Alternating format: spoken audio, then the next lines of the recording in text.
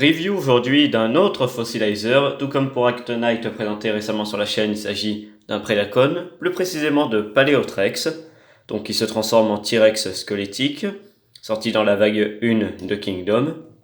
Donc comme vous pouvez le voir, c'est vraiment un très beau T-Rex, alors un peu bizarre au niveau des proportions, mais assez beau à regarder. On a des dégradés de couleurs un peu partout assez appréciables, même si sur mon exemplaire, à plusieurs endroits, ils sont déjà assez fatigués. On a quand même de superbes détails en termes de peinture sur les côtes qui rappellent un peu ceux de Ractonite, de même pour la pièce du bassin. On a un dégradé, bon sur mon exemplaire un peu abîmé, mais quand même un joli dégradé qui va du marron un peu beige à un marron presque noir.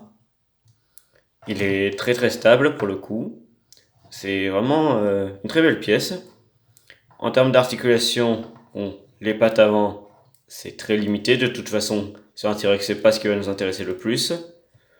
La tête peut aller vers le haut, même si c'est surtout le cou, donc ça fait surtout un creux ici. Et vers le bas, elle est bloquée par cette pièce. Il peut ouvrir la mâchoire sans problème. On a, premier inconvénient, la tête du robot directement visible. Bon, même si vous pouvez l'enlever sans problème. La queue peut aller vers le haut et sur les côtés, comme ceci. Là aussi, bien pensé. Pour les pattes arrière, pour le coup, elles sont vraiment assez libres. Elles peuvent aller à peu près n'importe où.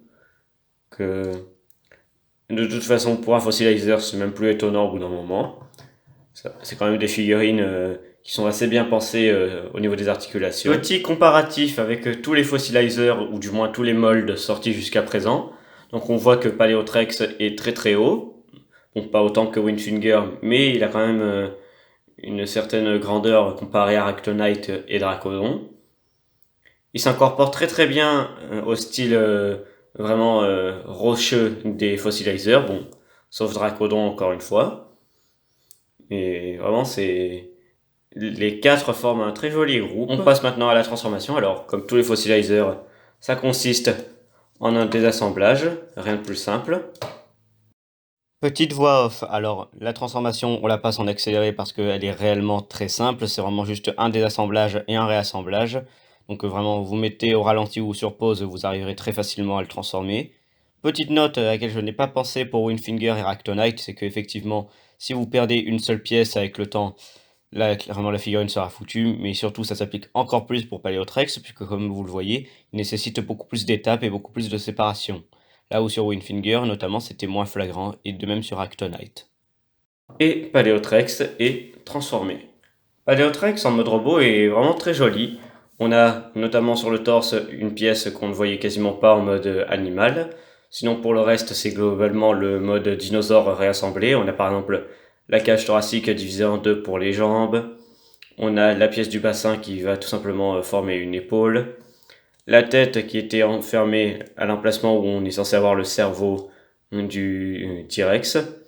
Elle est très jolie. Petit gimmick qui rappelle les Beast Wars originaux. Vous pouvez lui mettre un masque.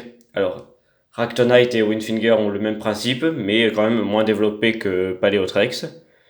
Donc avec une très jolie tête, qui peut, pour ceux qui se demandent, se désassembler. Et ça, il y a bien une raison, c'est parce que ça formera une arme pour un personnage qu'on verra plus tard sur la chaîne en review. Bon, pour son arme, c'est rudimentaire, c'est vraiment juste la queue. D'ailleurs, vous pouvez la stocker ici, que ce soit vers le bas ou le haut, grâce à cette petite encoche. Pour les articulations, alors, c'est un fossilizer, donc il faut aussi attendre. Il est assez libre, il peut regarder vers le haut et un peu vers le bas. Il peut faire le 360 sans problème. Les bras, pareil, quasiment pas de limitation. De même pour les coudes. Vraiment, c'est des figurines géniales à ce niveau-là.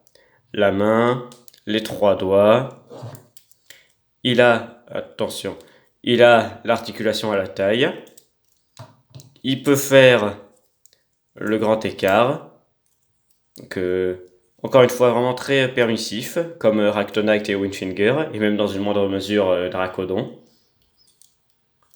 Les genoux peuvent aller vers l'arrière et sur les côtés, que vraiment assez permissif. Bon, pour les pieds, malheureusement, on n'a rien, mais c'est déjà pas mal. Pour une figurine de classe de luxe, ça fait beaucoup d'articulations. Pour conclure, eh bien, je dirais que c'est une très bonne figurine, encore une fois. De manière générale, les Fossilizers ont toujours été bons.